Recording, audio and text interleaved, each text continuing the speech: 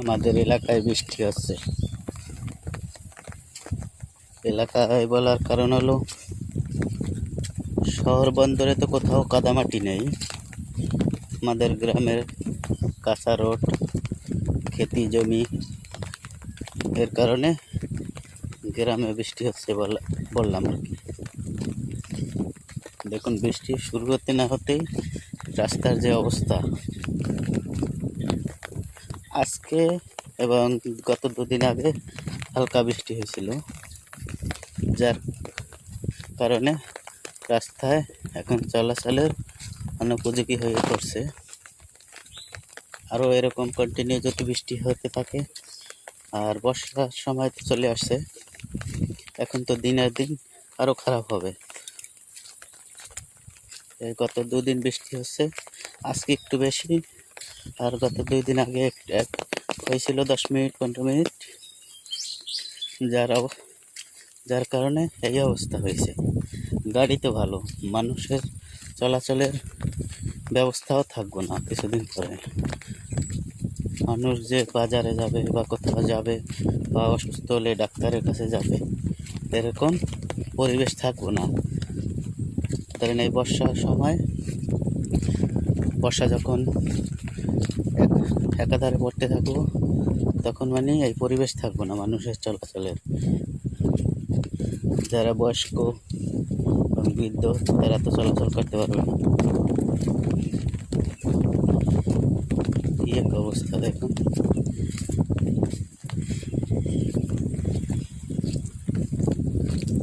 গ্রামে প্রকৃতপক্ষে শান্তি আছে, তবে শুকনোর সময়। আর এই বৃষ্টির সময় আসলে প্রত্যেকটা মানুষের জন্য দুর্ভোগ। বৃষ্টি আসতে না আসতেই এই অবস্থা। পরবর্তীতে কি হবে, যারা গ্রামে বসবাস করেন, কাদামাটি, যাদের রাস্তা কাঁচা, তারাই এই ব্যাপারগুলি বুঝতে পারবেন।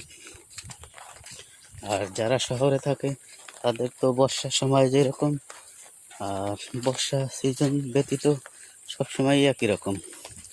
বর্ষা হলেও তাদের মানে কোনো এরকম কোনো আসে না যে বর্ষা হয়েছে বা কোনো সমস্যার সম্মুখীন হবে বা কিছু, এরকম কিছু হবে না। শুধু গ্রামগঞ্জেই যারা বসবাস করে, কাদামাটির ভিতরেই যাদের বসবাস, তারাই এই বিষয়গুলি বুঝতে পারবে। দেশে তো অনেক উন্নয়ন হচ্ছে, কিন্তু আমরা তো পাচ্ছি না। সময়ের দাবি এবং অত্র এলাকার মানুষের একটাই দাবি, এই রাস্তাটুকু যদি কার্পেটিং কিংবা ইট সেলিংও যদি হতো, মানুষ অন্তত চলাচল তো করতে পারত।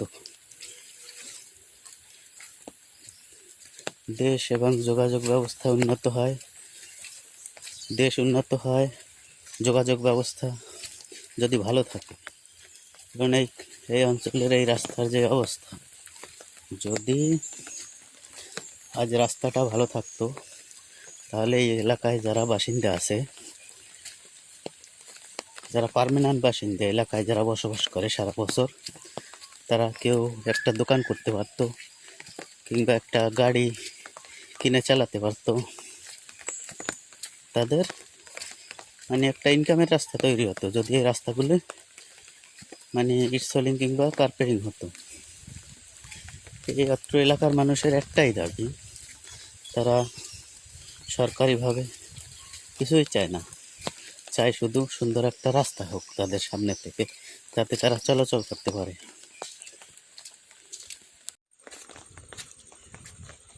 রাস্তা আছে কাঁচা, অনেকই কাঁচা, আর হালকা কিছু আছে যা ইটসলিং করছিল এর আগে যে চেয়ারম্যান ছিল। আমাদের এলাকাটা হচ্ছে মোরেলগঞ্জের 16 নং খাউলি ইউনিয়ন, 4 নং ওয়ার্ড।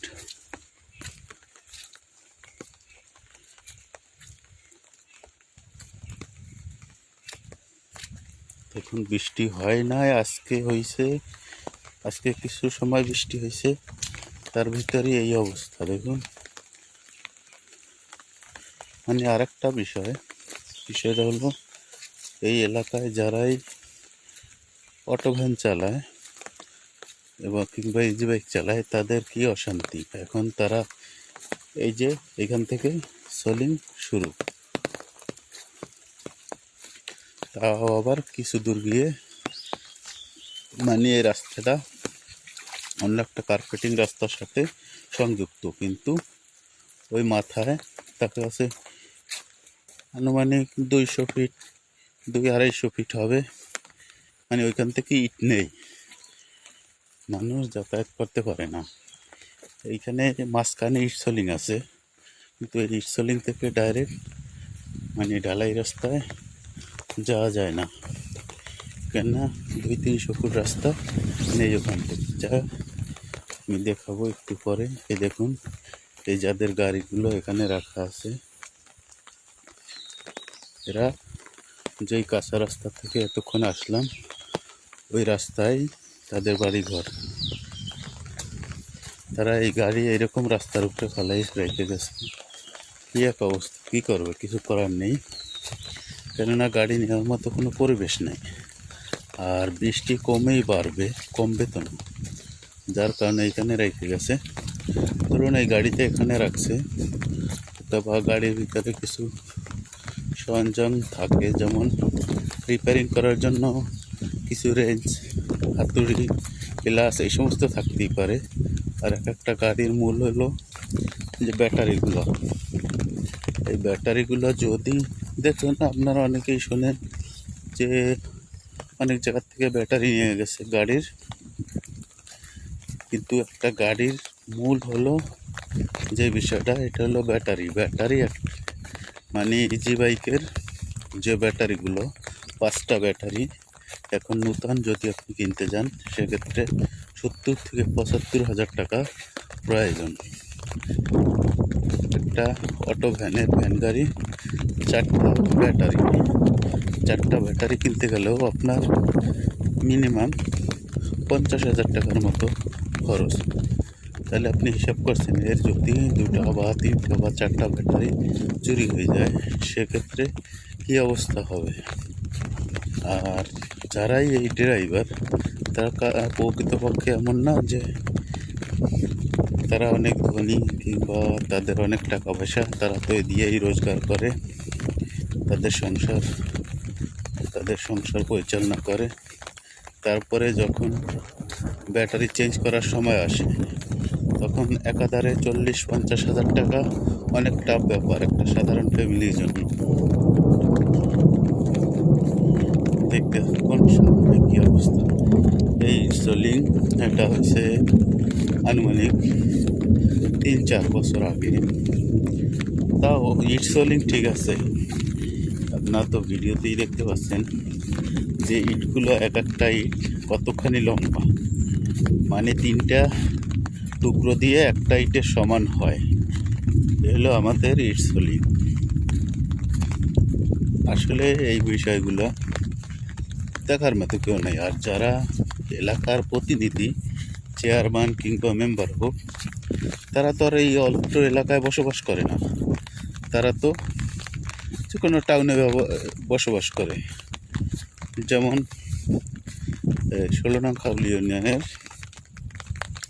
সন্ন্যাসী বাজার একটা প্রাণ কেন্দ্র, যেখানে সব কিছুই আছে, পুলিশ ফাঁড়ি, স্কুল, কলেজ কিংবা মাদ্রাসা কিংবা বাজার, যাবতীয় যা কিছু আপনার প্রয়োজন ওখানেই পাবেন। তো ওখানে যারা এলাকার প্রতিনিধি আছে, যারা চেয়ারম্যান কিংবা মেম্বার, তারা তো এরকম জায়গায় বসবাস করে যাদের কাঁচা রাস্তায় চলাচল করতে হয় না। আর যারা প্রতিনিধি আছে, তারা এই সমস্ত এলাকায় আসবে কখন জানেন? যখন নির্বাচন আসবে তখন এই সমস্ত এলাকায় আসবে মানুষের দ্বারে দ্বারে। আর এখন তো আর একটা পদ্ধতি, যে নির্বাচনে সাধারণ পাবলিকের কোনো ভ্যালুই নেই, শুধু এলাকায় যে মেম্বার বলেন, যারা ইউপি সদস্য, অনেকে মেম্বার বললে চিনবেন না, ইউপি সদস্য যাকে বলে, তাদের এখন ভোটের প্রয়োজন। তা ব্যতীত চেয়ারম্যান প্রার্থী যারা, তাদের কোনো ভোটের প্রয়োজন নেই। প্রয়োজন নেই বিধায় তারা আসে না এলাকায়। ওই পরিচালনা মানে প্রচার পরিচালনা করার জন্য হয়তো বা 2-1 দিন আসে, তাও শুকনার সিজনে, এই সময় আসে না। তো প্রথম থেকে যেই রাস্তাটির কথা বলছিলাম, এই যে দেখুন রাস্তাটা, এই হলো মানে যেখান থেকে শুরু করছিলাম ইটসলিং, তারপরে এইখানে আইসা আবার কাঁচা রাস্তা। এইখানে এই রাস্তাটা যখন নির্মিত হয় তখন এইখানে ইট আইনা রাখা হয়েছিল। তো পরবর্তীতে যখন রাস্তা করছে, মানে যারা করছিল প্রতিনিধি, তারা বলছে নাকি ইট চুরি হয়ে গেছে অনেক। আমি মানলাম চুরি হয়ে গেছে, তা আপনি একটা জিনিস চিন্তা করেন, কতটুকু মানুষের জ্ঞানহীন হলে রাস্তার ইট চুরি করতে পারে। যদিও করছে কি, কে করছে কি করে নাই সে বিষয়টা তো আর জানা নেই আমার, তারপরও তাদের বক্তব্য হিসাবে যদি চুরি হয়ে থাকে, কতটুকু জ্ঞান সম্পন্ন মানুষ আর জ্ঞানহীন মানুষ এই কাজটা করতে পারে। দেখুন হইলো ইটসলিং রাস্তা, এই পর্যন্ত আসতে আসতে মানুষের যেই হাল দেখুন। এতক্ষণ আসছিলাম ইটসলিংয়ে, এখন আসছি কাঁচা রাস্তা। তাও আমাদের ইউপি সদস্যকে আমি বারবার আহ্বান করছিলাম যে এখান থেকে 200 ফিট রাস্তা আছে, এই 200 ফিট রাস্তা রিপেয়ার করে দেওয়ার জন্য। দেখুন ওই যে সামনে দেখা যাচ্ছে 2টি তাল গাছ, ওইখান থেকে ইটসলিং, আর এইখান থেকে 300 ফিট, 300 ফিটের মধ্যে আর কোথাও নাই। এইখান থেকে চলাচলের অনুপযোগী, এখান থেকে যাতায়াতে অসুবিধা। এখন তো সবে মাত্র আজকে বৃষ্টি হচ্ছে বেশিরভাগ, যার কারণে চলাচল করা যাচ্ছে। পরবর্তীতে এখান থেকে চলাচল করা যাবে না, খুবই কষ্টকর, সাধারণ মানুষ এমনিতে যাওয়ার মানে সম্ভব না। এই যে দেখুন এই একটা গাড়ি আছে রাখা, এই লোকের বাড়িও আমি যেখান থেকে শুরু করছিলাম ওখান থেকে ভিতরে, এই গাড়িটা এখানে রেখে গেছে বৃষ্টির সময়। আর ব্যাটারি চালিত গাড়ি, আপনি মনে করেন এই ব্যাটারি দিয়ে যদি পানি ঢুকে সেক্ষেত্রে এই ব্যাটারিগুলো নষ্ট হওয়ার সম্ভাবনা আছে। তাছাড়া তার ব্যাটারি মিটারটাও ড্যামেজ হওয়ার সম্ভাবনা আছে। আর এই গাড়ি থেকে যদি এরকম রাখা যায় রাত্রেবেলা, তখন এই ব্যাটারি যদি চুরি হয়, বাই চান্স যদি চুরি হয়, তাহলে এই লোকটির অবস্থা কী হবে একবার চিন্তা করে দেখুন নিজের বিবেক বুদ্ধি দিয়ে। এই ভিডিওটা করলে মানে হয়তোবা এমন না যে আমি করে দিতে পারবো রাস্তাটা, তারপরও আমাদের যে টুকিটাকি যে বিষয়গুলো জন দুর্ভোগ, সেই বিষয়টিকে আপনাদের সাথে তুলে ধরার চেষ্টা করলাম। ধন্যবাদ, ভালো থাকবেন, সুস্থ থাকবেন, আল্লাহ হাফেজ। যদি ভুল ত্রুটি হয় আমার দৃষ্টিতে দেখবেন। আল্লাহ হাফেজ।